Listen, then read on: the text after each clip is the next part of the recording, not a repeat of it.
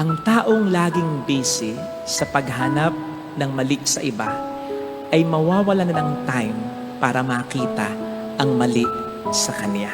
Ang mangyayari, kapag ang nakikita mo lang ay pagkakamali ng iba at hindi ang pagkakamali mo, sigurado gulo. Sigurado hindi magiging katangkap-tangkap ang sasabihin mo sapagkat makikita mo lang ang mali ng iba at makakaligtaan mo o baka nga kaligtaan mo talaga ang pagkakamali mo. Naalala ko tuloy yung kwento ng mag-asawang may edad na.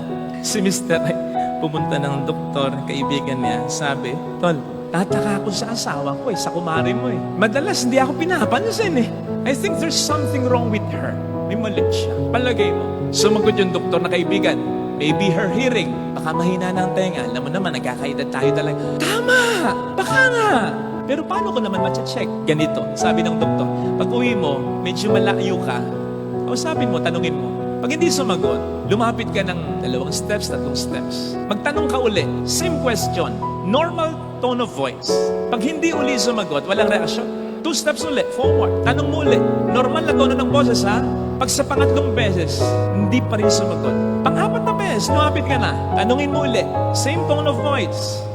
Doon mo makikita kung okay pa ba ang kanyang tenga. Good idea, sabi niya. Tamang-tama naman, pag uwi ni Mr., si Mrs., nakatalikod. Napansin naman siya, tinangawan siya. Pero tuloy na sa paghahanda ng kakainin nila. Maghahapunan na.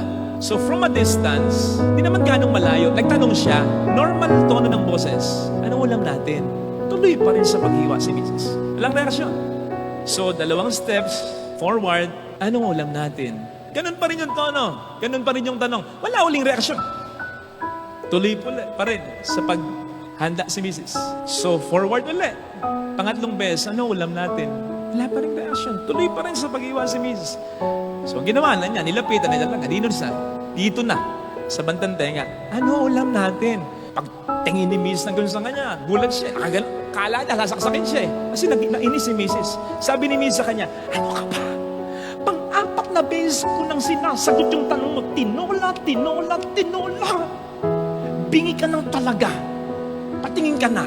Siya pala ang bingi, hindi ang misis niya. Ganun ang mangyayari sa atin. Kapag ang laging focus natin ay ang pagkakamali ng kapwa natin, mapapahiya tayo. Kasi may mali din pala tayo. At sa lagi nating pag-focus sa mali ng kapwa natin, pag na-realize natin may mali rin pala tayo, malala na yung mali natin. Kasi for the longest time, hindi natin pinapansin. Troso na. Hindi ba sinasabi ng ating Panginoon, ipapahiya niya ang mga mayayabang? Nasa banal na kasulatan niya. At ang laging paghahanap ng mali ng iba at hindi mo pagpansin sa mali mo, magiging mayabang kang talaga at mapapahiya ka. So gawa natin yan ng paraan hanggang maaga. And let me suggest 2 things. Una, let us examine ourselves. Dati ginagawa namin sa seminaryo ito. Hanggang ngayon, ginagawa ko pa rin naman.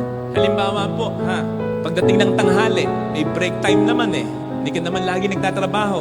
Allot some time, magdasal ka. At sa dasal mo, isipin mo yung mga dapat mong ipagpasalamat. Ito pa, isipin mo may mga nasabi, naisip, nagawa ka bang mali. Tapos, mag-sorry ka sa Diyos. May ka ng tawad. Kinagabihan bago matulog, ganun ulit. Kailangan at least 2 beses. Kasi mahirapan kang i-recall yung lahat ng mga nagawa mong mali. Kung 1 beses lang at sa gabi lang bago ka pa matulog. No. Gawin mo at least 2 beses. Mas maalala mo Pati yung mga inalala mo ng tanghali, maalala mo sa gabi. Pero kapag sa gabi ka lang nag-isip, nag-examine ng conscious, mahirapan kayo. That will keep us reminded, checked, and grounded. Ikalawa, connection with this. Authorize someone. Mag-authorize ka ng isang tao na magsasabi sa iyo ng mali. Ako, nag-authorize ako ng kaibigang pare. Sabi ko, Tol, pag may mali ako sabihin. Kasi huwag natin i-asa sa sarili natin. Kung tayo lang kasi, i-justify natin, di naman mali yun Ginagawa din yun ng iba. So huwag kang umasa sa sarili mo. At totoo yun, may nakikita ang iba na hindi mo nakikita. Kaya magandang may i-authorize ka. Kaibigan, kung may mali ako, sabihin mo sa akin At maganda po yung may authorization. Kasi unang-una, sino magsasabi sa atin ng mali natin?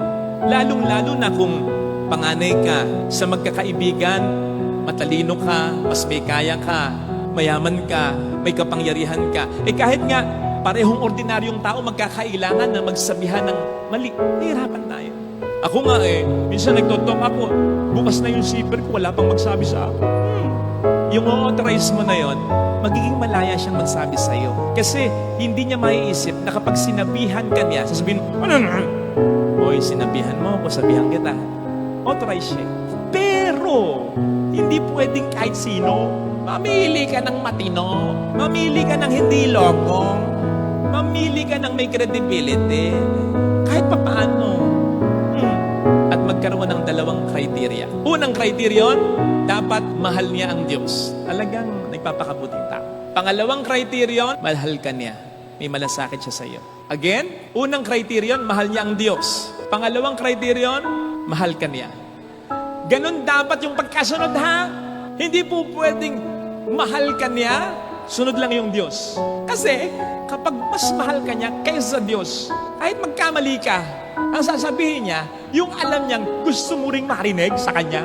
Pero kung mas mahal niya ang Diyos kaysa iyo, alam niya kung anong tama at mali at yun ang paninindigan niya. Kahit magalit o magtampo ka pa, kahit masaktan ka, ay sinasabi ko po sa inyo, mas magiging madali para sa atin ang magpakabuti. Kasi wala na tayong maitatago talaga sa ating sarili.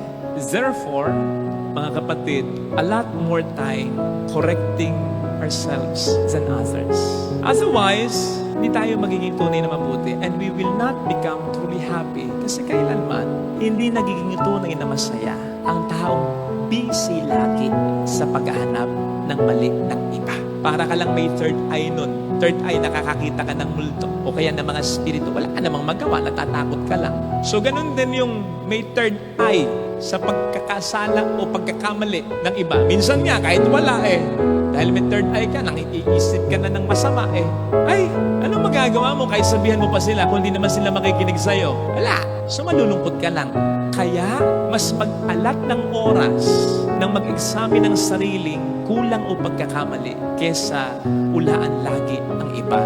Kasi tayo, pwede tayong makinig sa sarili natin at sa mga taong tunay na nagmamalasakit sa atin. And that will help us become truly good and truly happy. Something that will never happen kung we will always keep ourselves busy looking for faults sa ating kapwa-tao.